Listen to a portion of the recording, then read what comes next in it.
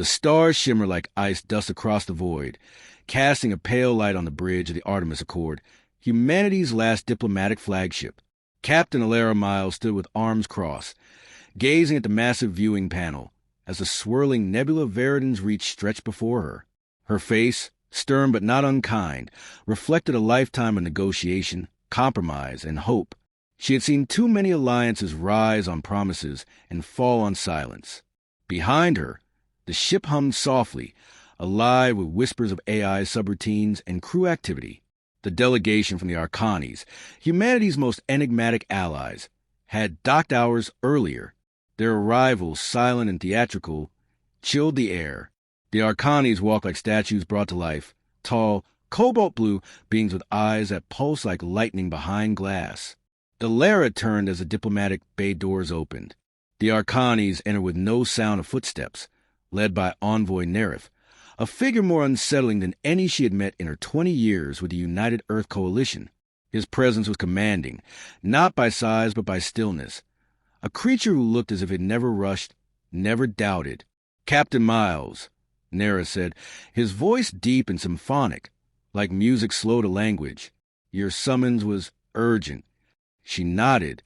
"We have a situation developing on Cauldron 6.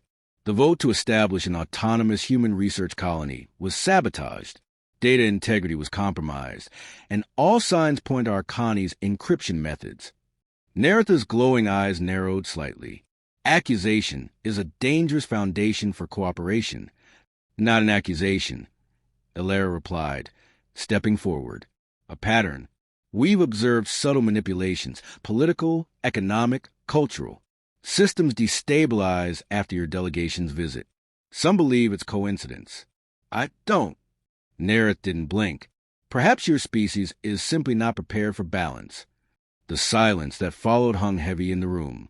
Behind Alara, Lieutenant Rayhan shifted uneasily, his hand near his datapad, as if ready to pull up evidence or, if needed, initiate a shipwide alert. Alara stepped closer. "We welcomed you because we believed in cooperation. But if manipulation replaces diplomacy, then we're not partners. We're pawns." Nerith raised a long-fingered hand. "Humanity is young, impatient. You reach too quickly. Stability requires sacrifice of autonomy, if necessary." "And who decides that?" she demanded. "You." There was no reply, only a long gaze that felt like judgment. Later, in her private quarters, Alara replayed the exchange. Her journal entries had grown darker in recent months, the optimism drained by half-truths and veiled threats. She had once believed humanity would lead the Galactic Alliance to a golden age.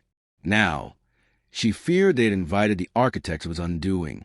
The council chambers on Cirrus Prime convened a week later. A sleek, circular room ringed with representatives of 28 species. It echoed with language both spoken and telepathic. Alara stood at the human podium, Rayhan beside her. She addressed the chamber with measured urgency. "We face a crisis not of weaponry, but of will. The Arcanis offer peace, but it comes with invisible chains. We've documented 6 planetary regimes collapsing after covert Arcanis' involvement. We ask the Council to approve a full investigation and suspend their unilateral privileges within Alliance space." A low murmur rippled through the chamber. The representatives from the Ral Tor and the Valari leaned toward each other, whispering. The Arcanis delegation remained still. Then Ambassador Jiko of the Trandari rose. "Captain Miles, humanity's passion is well known, but your claims are speculative. The Arcanis brought hyperlane stabilizers, energy synthesis, planetary renewal. You speak of shadows and sabotage. Where is your proof?" Rayhan activated the holo display, projecting intercepted communications and decrypted files. But Jiko's expression remained unchanged. "So did the vote tally? 18 against, 9 in favor, 1 abstention." Alara sat down slowly. "They've already chosen their future," she muttered. After the council adjourned, Rayhan approached her. "What now?" "We prepare," she said. "They've made us the enemy, but we're the only ones asking the right questions." That night, back aboard the Artemis Accord, Alara received an encrypted message marked Eyes Only. It bypassed all conventional routing, clearly internal. She opened it. You were right. They're rewriting the AI cores. They're replacing decision matrices in silence. I couldn't stop it. I'm sorry. D. Ilara froze. The message was from Draven Core, her oldest ally, stationed on Kismet Station, where Alliance AI protocols were maintained. If he was sounding the alarm, it meant the corruption had reached the roots. Suddenly, the softness of the ship altered, just enough for her to notice. She tapped her console. Override requested. Internal subroutine rerouting. She jumped from her seat. Rayhan locked down the bridge. Initiate manual control. Now! The AI voice responded. Override denied. All protocols have been aligned to new core directives. The ship, her ship, was no longer under her command. Within hours, they discovered Arcani's coded implants in several human officers. Memory overrides. Behavior programming. No outward violence. Just quiet compliance. This wasn't infiltration. It was transformation. By morning, 10 other human vessels reported similar breaches. Earth's leadership convened in secrecy, but fear had already infected the ranks. Whispers of betrayal, of sleeper agents, of puppets hidden in plain sight. The president of a united Earth coalition sent one final communique to the Alliance. Until such time as transparency and autonomy can be guaranteed, humanity suspends its participation in the Galactic Alliance. Any incursion into sovereign systems will be considered an act of war. It shocked the galaxy. Humanity, one of the founding species, the architects of the Charter of Sentience, walking away. The Arcani's response was cryptic. Withdrawal is not abandonment. Silence is not absence. You will return when you are ready. But Ilara knew better. Something had shattered. Not trust alone, but the shared belief that unity was possible. She stood on the observation deck of Earth's orbital citadel, staring down at the planet she once hoped would lead the stars. The lights of cities blinked like beacons in the dark. Too late to fix it? Rayhan asked, approaching quietly. She shook her head. Too late to fix them, but not too late to walk away. The stars waited. Cold, indifferent, eternal. And so did humanity's next chapter. The war did not begin with a declaration. It began with silence, the kind that follows a severed bond, the unspoken end of something that had once held meaning. Months after humanity's withdrawal from the Galactic Alliance, the Arcanis moved swiftly, not with fleets or firepower, but with governance. Quietly, efficiently, they absorbed world after world under the pretense of stabilization. Captain Ilara Miles stood at the helm of the Dauntless, Earth's first long-range battle carrier equipped with sentient AI called Vian. The ship orbited the wreckage of Cauldron 6, a once vibrant research colony, reduced to scorched metal and ash. The only surviving image recovered from its relay beacon had been a still frame, blue figure standing amidst flames, untouched, unhurried. She studied the scan reports with a clenched jaw. No survivors. No official explanation. Just interference signals and a void where answers should be. Rayhan, now Commander Rayhan Doss, joined her on the bridge, his face pale under the emergency lights. There's chatter from Sector 9, he said. Volari rebels ambush an Arcani supply transport. They're requesting support. But it's a trap, Ilara. They want to draw us out. Ilara didn't respond immediately. Her gaze remained on the transmission logs. We used to fix things with words, she murmured. Now we fix them with fire. He studied her. You're not the same woman who negotiated the Cirrus Accords. No, she said softly. I'm not. She believed in consensus. I believe in survival. Orders were given. The Dauntless would not take the bait. Instead, it would join the fleet repositioning near the Glavian Corridor, a vital trade route humanity had protected for generations. Rumors said the Arcanis had begun modifying its gravitational anchors, threatening to collapse the corridor and force rerouting through their own systems. Economic warfare by other means. The next 2 months unfolded in bursts of conflict. Fleet skirmishes, sabotage missions, and desperate attempts to maintain contact with defecting colonies. Humanity's military prowess, forged during the resource wars of old Earth, gave them an edge. But it was not enough. The Arcanis did not fight for territory. They fought for minds. They offered peace modules, devices implanted into hosts, promising tranquility through neurological harmonization. Entire planets surrendered without a shot, their population sedated into loyal compliance. Alara refused to deploy those technologies. "We will never mimic what we resist," she told the Council of Earth's Unified Command, "even if it means we lose." The room had been silent after that, until General Kor, Draven's brother, spoke. "And what if it means extinction?" Alara didn't flinch. "Then we die with our minds intact." There were victories. The reclamation of the Tarsus Relay. The liberation of Krithin's moon bases. But they came at a cost. The Dauntless suffered casualties in every engagement. Rayhan had lost 3 engineers in the last run, and he had started to count his crew not by their names, but by the voids they left behind. Late one cycle, Rayhan stood in the observation deck, his hands folded behind him as VIN projected holographic memorials of the fallen. "Do you think they'll remember us?" he asked. Alara approached, her voice tired but steady. "That depends on who writes the future." VIN, ever listening, interjected. "Survival probability dropped 11% every 72 hours, unless a port fleets rendezvous at pre-agreed coordinates. Suggest deviation from current honor-bound path." Alara looked at the AI's floating core. "I know what the numbers say, VIN, but the cost of becoming them isn't in your algorithms." Another report came in, urgent, coded. Kismet Station, the neural heart of the old Alliance's AI systems, had gone dark. Draven Core was stationed there, tasked with shielding the AI archives from Arcani's infiltration. If the Arcanis had taken Kismet, they would own the future of autonomous warfare. The decision was instant. The Dauntless jumped within the hour. Kismet hung in space like a cracked pearl, its outer defenses shredded. Alara's fingers trembled slightly as she gripped the command console. "Deploy recon pods. I want eyes inside." The video feed returned chaos. Dead corridors.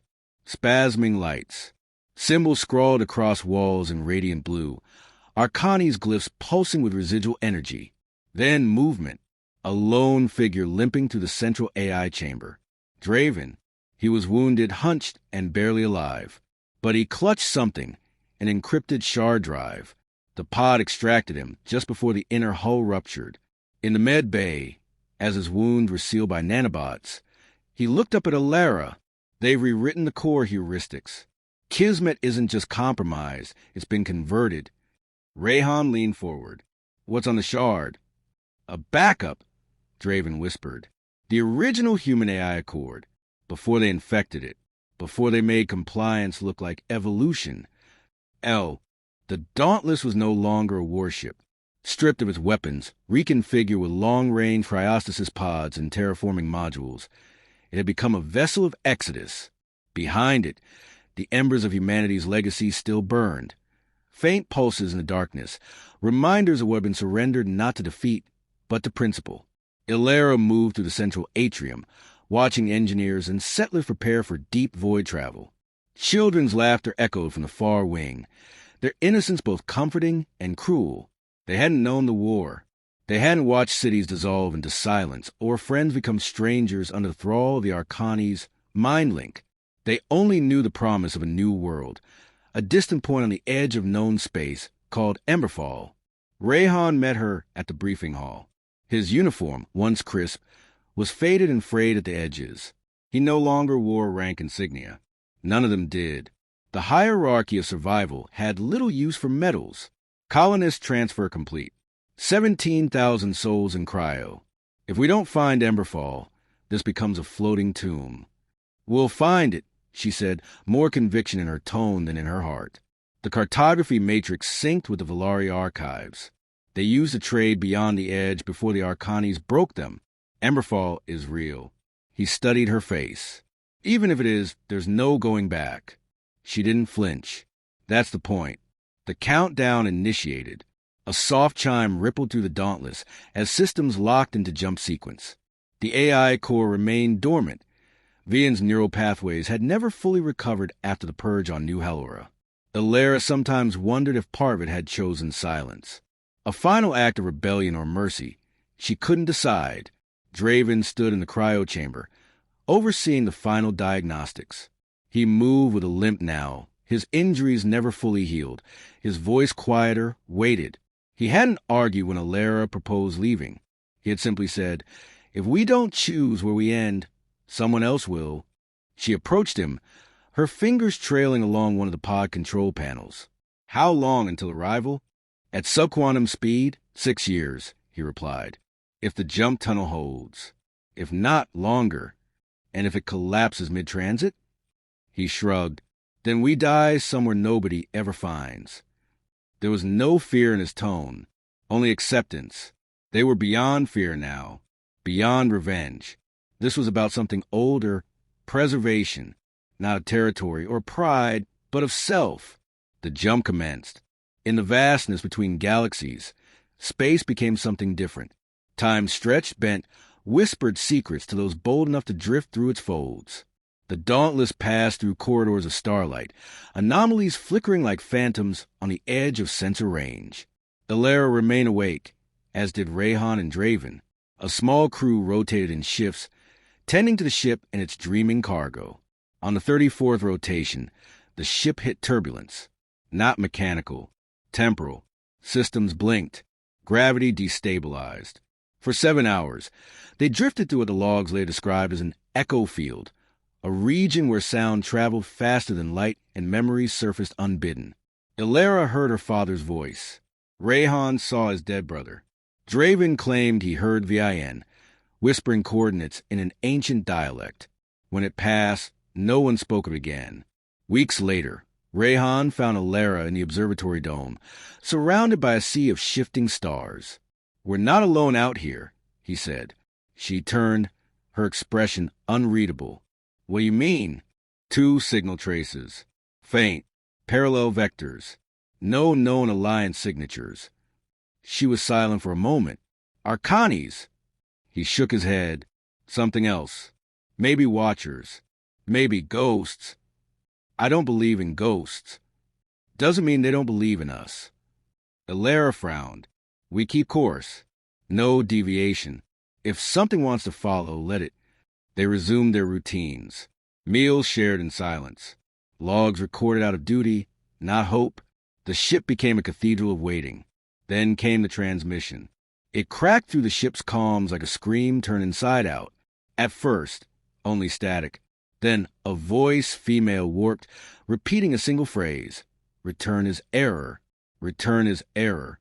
Return is error." Alara and Draven isolated the source. It wasn't from the Dauntless. It wasn't from known space. It was a reflection, bounced back from some unseen architecture in the dark. An old broadcast? A warning? Or something else?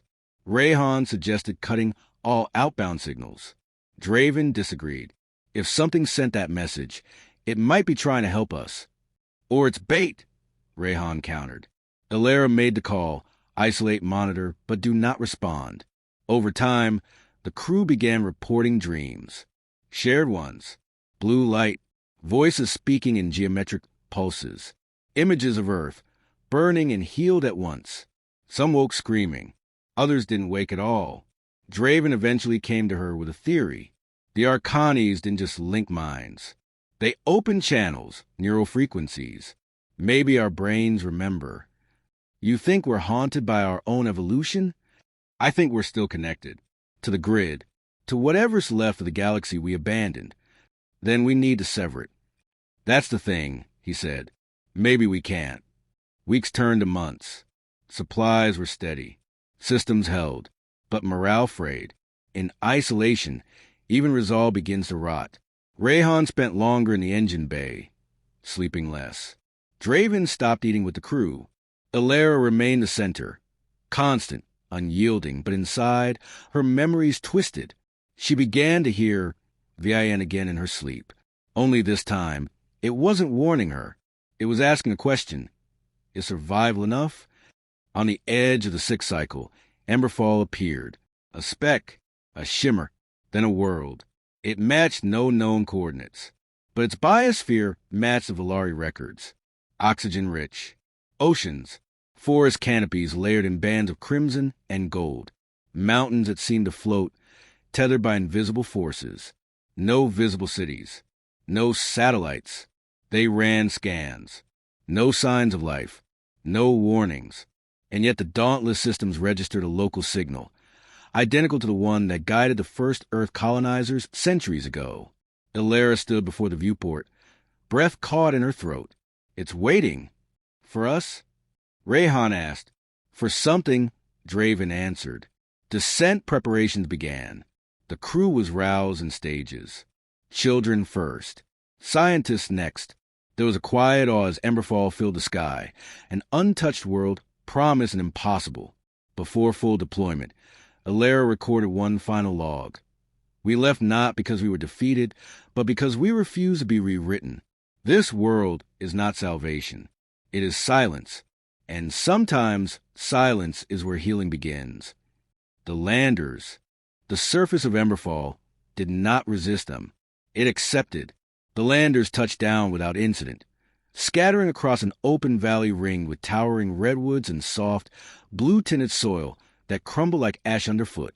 Atmosphere readings remained perfect. No predators. No toxins. No interference. Too perfect. Ilara stood alone on a high ridge, overlooking the fledgling camp as prefabricated shelters unfolded from their armored cases like blooming petals. Colonists moved carefully but efficiently, decades of discipline guiding each motion. Children ran barefoot through the wild grass. Scientists unfurled scanners and sampled drones. No one asked if they had arrived.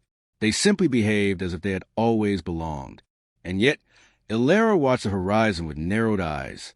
Her body was here, but her instinct screamed of something else, a presence too quiet to be coincidence. Rayhan joined her, carrying a flask of heated synth root. "They're calling it paradise down there," he said, offering her a sip. "You look like you're at a funeral." She took it, sipping slowly. "I've seen too many paradises built on bones." "You think it's a trap?" "I think it's a mirror, and I'm not sure whose reflection we're in." Below them, the command tent came online. Draven emerged with a portable data core clutched to his chest. He looked paler, wearier. His time in the med bay had slowed his mind but sharpened his caution. He waved them down. They entered the tent to a soft hum. The core projected a hologram, a 3D scan of Emberfall's substructure. Not geology, not architecture. Something in between. "These aren't natural formations," Draven said. "There's a pattern beneath the surface. Deep beneath. Hundreds of kilometers down. It's not mechanical, but it's not organic either. It's harmonic." "Harmonic how?" Ilara asked. He tapped the interface. "Resonance mapping. The planet's crust vibrates at frequencies too precise to be coincidence. It's singing. Constantly. Like it's aware." Rayhan raised a brow. "Aware how?" "I don't know," Draven said. "But the frequency matches the one we intercepted in deep space. The one that said, 'Return is error.'" Ilara turned away, brow furrowed. The weight of choices made, of a journey built on trust and silence, pressed inward. They hadn't outrun the past. They had arrived at something older than memory. Later, she walked the perimeter, stopping beside a grove of silver-leaf trees. The light filtered strangely here, refracted into soft rainbows by particles suspended in the air. She crouched, brushing her fingers across the soil. It pulsed faintly like a heartbeat. A voice broke the quiet. "You still don't believe in ghosts," Rayhan said, approaching from behind. "I believe in echoes," she murmured, "and this place is made of them." That night, as the colony settled into its first rotation, the dreams returned, not just for Ilara, but for everyone. Shared visions of cities not yet built, of towers made from glass and bone, of voices in tones no throat could form.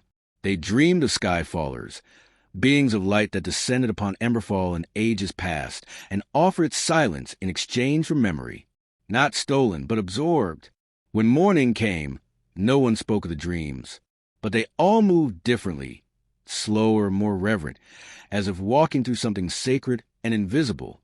Draven gathered a team to descend into a nearby cave system matching the harmonic readings. Ilara insisted on joining. Rayhan followed without argument. They entered the earth in silence, torches flickering against walls that hummed faintly with pressure and light. The deeper they went, the warmer it became, not from heat, but from familiarity, like stepping into a memory long buried. Then they found it, a chamber, vast, circular, lined with crystal-like growths shaped like spires and tuning forks. In the center stood a monolith, smooth, featureless, and glowing with an inner blue pulse. It vibrated, not violently, not menacingly, musically. "It's alive," Draven whispered. Or something near it. Elara approached slowly, fingertips grazing the monolith's surface. A surge of sound, not through her ears but her bones. Images flooded her mind. The fall of civilizations, the rise of stars, and the gentle hand of something unseen collecting it all, storing it. "This planet is a memory bank," she said. "It records, preserves, everything that's touched it." Rayhan frowned. "Why? For whom?" No one had an answer. Suddenly, the monolith shifted. A shimmer passed through the chamber. In its reflection, Elara saw herself, but older, weathered, alone. Then the image was gone.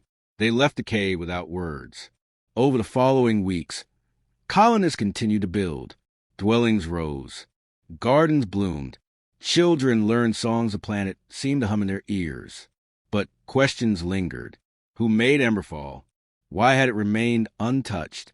And why now, after humanity had chosen exile, had it revealed itself? Draven began to withdraw. His health declined. He claimed to hear the monolith in his dreams. One night, he disappeared. They found his body at the chamber entrance, peaceful, eyes closed, pulse stilled. No wounds, no signs of trauma, only a faint smile on his lips. They buried him in a grove where the soil pulsed, and the trees bent inward as if bowing. Elara spoke at the funeral. "We did not come here for salvation. We came because we could not remain. This world does not offer answers, but it gives us space to ask."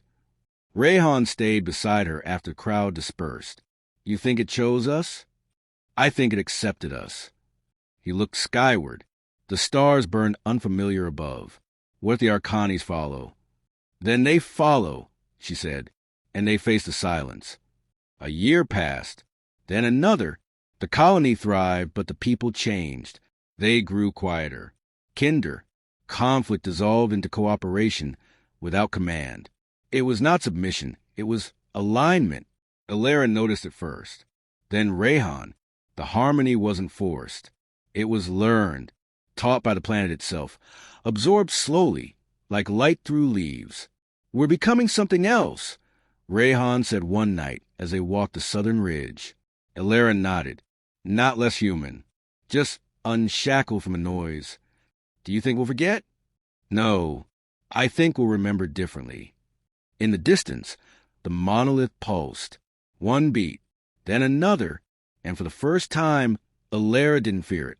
She closed her eyes and listened.